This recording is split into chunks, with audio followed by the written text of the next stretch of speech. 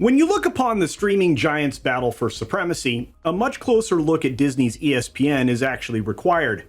Just stepping back with a wide lens reveals a powerful entity that's now battling turbulence and transformation and dwindling profitability. Seismic shifts in the world of sports broadcasting are afoot as tech invades and cord cutting is escalating. Where does this leave ESPN, and what actually motivated Disney to release these numbers now? Let's dive into it. Here we go. Disney's recent financial disclosure regarding ESPN paints a picture that, on the surface, it highlights continued significance within the company. It just does. And in terms of revenue generation, ESPN does provide a substantial 21% of Disney's total revenue. However, more detailed examination of ESPN's financials reveals a concerning reality for both Disney and the industry as a whole, not to mention some financial analysts. Now, call it a box of unhappy Halloween surprises, but we're going to get to them. Like surprise one. Over the last few years, ESPN has seen a significant decline in pay TV subscribers, losing somewhere near 20% since 2018. To make matters worse, the costs associated with sports rights continue to soar, exceeding a staggering $9 billion in 2023 alone. That's a 20% increase from the previous year. Lots of big numbers here. Now, this escalating situation is predicted to have a substantial impact on operating income, with projections suggesting a potential drop in roughly $2.5 billion in 2023 compared to the previous year's $2.9 billion. That's $600 million. And even though ESPN Plus has 25 million subscribers, it doesn't really make a significant contribution to profits. In all likelihood, that will probably continue to break even at best. The urgent shift toward a premium streaming model is to serve a broader need, consolidation, and putting all of this into one streaming platform. So that reads as either Disney minus or Hulu, or maybe a combination of both. Now, surprise number two is pretty big too. While the financials for ESPN, including ESPN Plus and Star India, which is actually in the process of sale, it seems, doesn't seem to present the company with the doomsday scenario that, they seem to be kind of throwing out there, outwardly anyway. But it does serve to underscore the critical importance of reevaluating the company's strategy. Much of ESPN's revenue comes from affiliate fees that are paid by cable providers. Remember the recent story that we covered here about the Charter Cable Spectrum carriage deal and how much ground Disney had to give up in order to get that thing done, including some wholesale pricing for their Disney Plus thing? Also, the advertising plays a significant role. However, these revenue sources alone can't shield ESPN from self-created challenges that it's now faced with. Thank you, Bob Iger.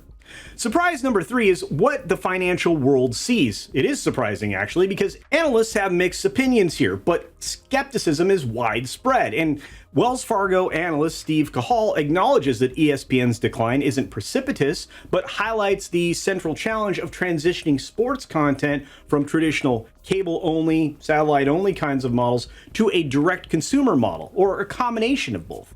And that's amid escalating costs of sports rights, and we're in a terrible economy.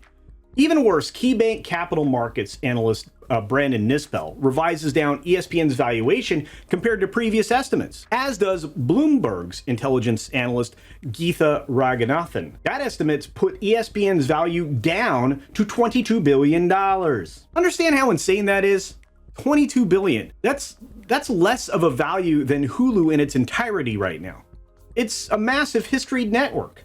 It's more worthless than the vaporware factory like Hulu. Man, tech really has turned the world upside down. Of course, the search for strategic partners to assist with the full transition to direct-to-consumer model is underway, with Disney CEO Bob Iger actively seeking such alliances and hiring outside entities to do it. I'm looking at you, Tom Staggs and Kevin Mayer. Incidentally, if you're curious as to why I say that Disney is no longer a family company, they have just lent their image of ESPN to Penn Entertainment for gambling purposes. Yeah, in case you missed it, you can now, or in the near future, secure a wager on ESPN Bet, run by Penn. I'm not sure how that aligns with their family image, but hey, they needed that $2 billion that badly, and they were willing to lend themselves to an online gambling service for 10 years. Anyway, it's suggested that these partners could be sports leagues themselves, or tech giants like Apple and Amazon. And we talked about that before.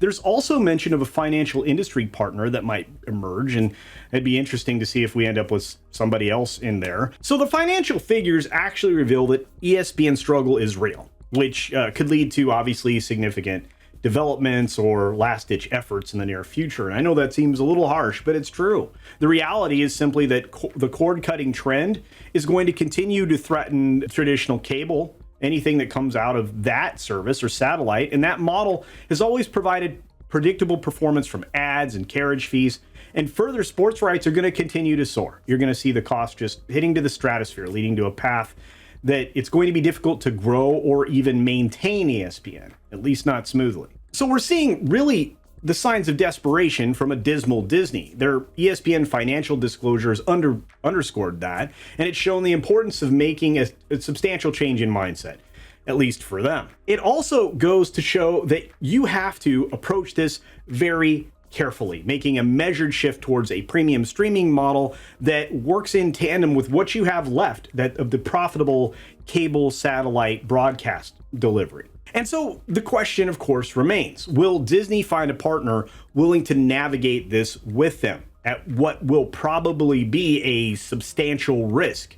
If so, it must happen soon, because unlike the many slogging decisions that Disney slowly makes, in this case, time is of the essence. So let me know your thoughts down in the comments section below. And of course, be sure to take care of yourself and take care of others. And until next time, see ya!